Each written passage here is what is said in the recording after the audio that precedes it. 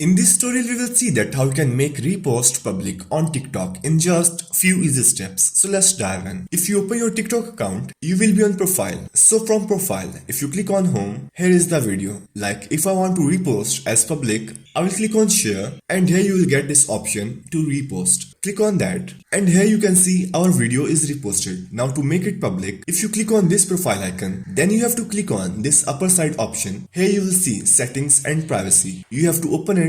In settings and privacy, you have to open this privacy second option and here you have to scroll down. Then you will see this story option. If you open it, you can see this. We can change our story options to make it everyone or only you. Close it, open this liked video and here is also the options of everyone or only you. But if it's not showing, repost options to make it everyone. Like me, you can simply click back.